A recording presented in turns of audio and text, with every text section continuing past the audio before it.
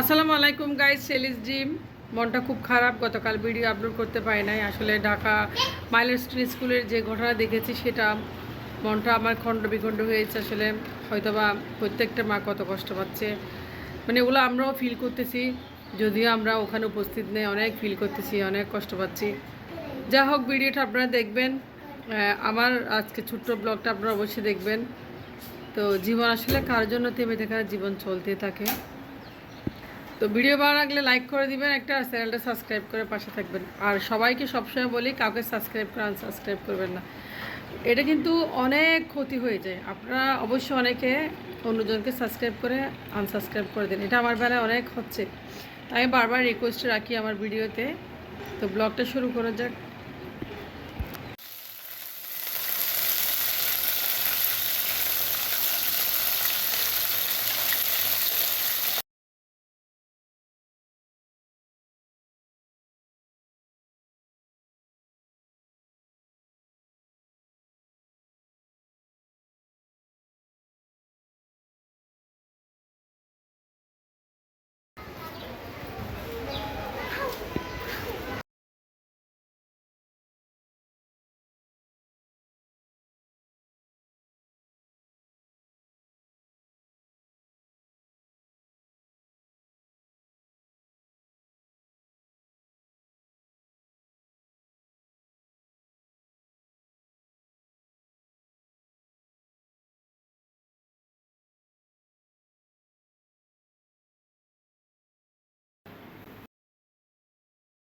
তো সকালবেলা বাচ্চারা জেলি দিয়ে পাউরুটি খেয়েছে, আর আজকে সকালে কোনো নাস্তা সেরকম বানায় নাই। তো আমার মেয়ে রেডি হয়ে গেছে, আজকে আমার মেয়ের প্রথম দিন স্কুলের।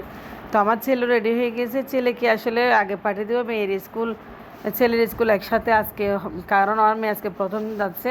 না হলে আমার মেয়ের ক্লাস হবে 8টা থেকে, আর ছেলের ক্লাস হবে 11টা থেকে। যা হোক, ছেলেও রেডি হয়ে গেছে, ছেলেকে বের করে দিচ্ছি তাড়াতাড়ি করে, স্কুলের টাইম হয়ে গেছে, ও চলে যাচ্ছে। এদিকে আমার মেয়েকে নিয়ে আমি আজকে প্রথম স্কুলে যাচ্ছি। বছরের অর্ধেক হয়ে গেছে আমি স্কুলে নিতে পারি না, কারণ আমি 2টা পরীক্ষা দিয়েছি। আলহামদুলিল্লাহ আমি 2টা পরীক্ষায় ভালো রেজাল্ট করেছি, পাশও করে ফেলছি। তো পরীক্ষাগুলোর কারণে আমার মেয়েকে আমি আসলে স্কুলে নিয়ে যেতে পারি নাই, সময় পাই নাই। যা হোক না কেন, তো এই যে আমার মেয়ে রেডি হয়ে গেছে।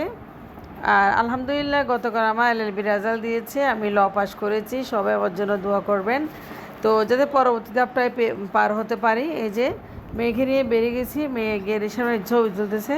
যেহেতু প্রথম দিন স্কুলে যাচ্ছে, সে বলছে আম্মা একটা ছবি তুলো, তো ছবি উঠাই দিলাম। আমার মেয়ে আসলে খুব এক্সাইটেড স্কুলে যাওয়ার জন্য, আলহামদুলিল্লাহ খুব খুশি।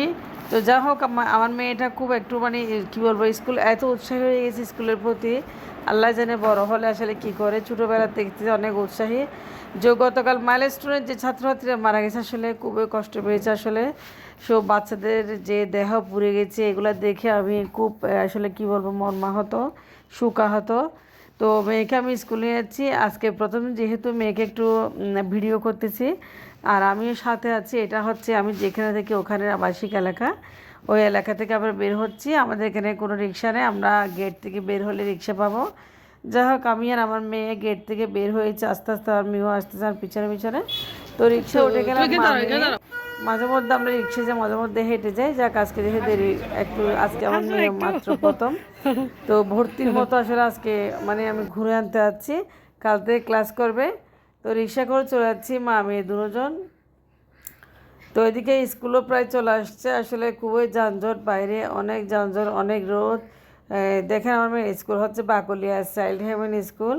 তো স্কুলের সামনে মেয়েকে ছবি উঠলাম, একটু ভিডিও করলাম, যেহেতু প্রথম দিন আসছে।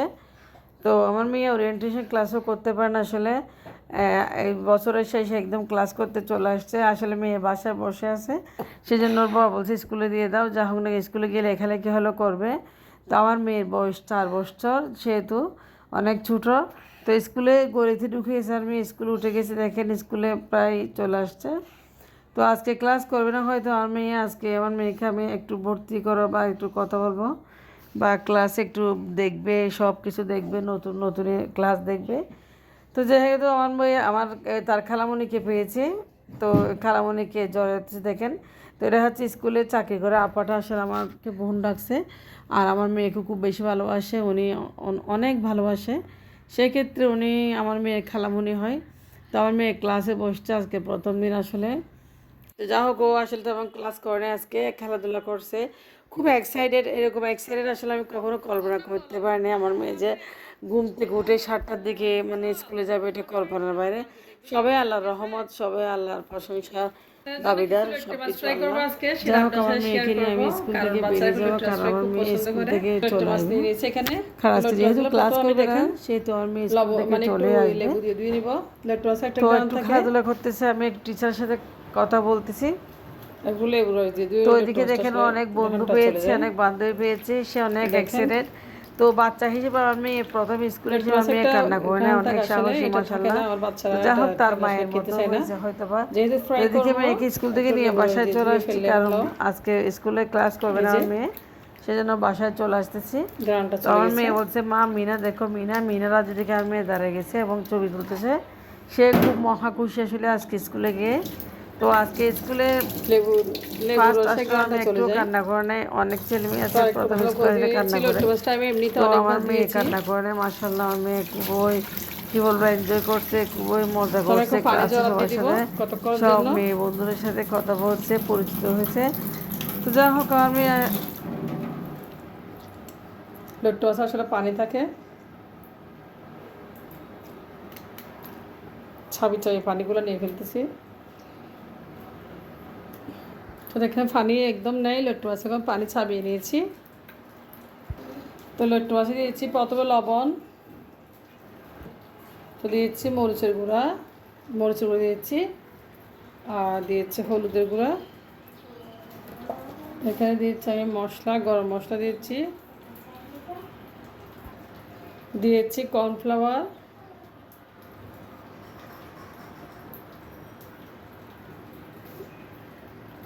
দিয়েছি সামান্য পরিমাণে, চালের গুঁড়ো দিয়েছি।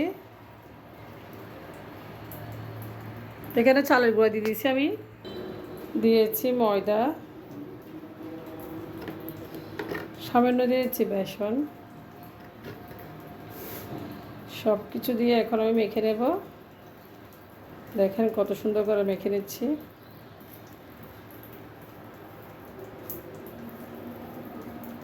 সামান্য পানি ব্যবহার করব। এই যে লট্টু মাছগুলো ফ্রাই করার জন্য রেডি করে নিয়েছি আমি এখন। দেখেন মরিচ মশলা সব কিছু দিয়ে মাখিয়ে নিয়েছি। এখন লট্টু মাছ ফ্রাই করতে চলে যাবো আমি। মাছগুলো আমি বুড়ো করি, দেখেন এভাবে। বাচ্চারা খুব বেশি পছন্দ করে, চুলার আঁচটা একটু কমে রাখবেন সবসময় লট্টু মাছগুলো ফ্রাই করার সময়। তো আপনাদের সাথে শেয়ার করেছি আজকে কীভাবে লট্টু মাছ ফ্রাই করি। আপনারা এভাবে ফ্রাই করে নেবেন, আমি এভাবে ফ্রাই করে আসলে লট্টু মাছটা।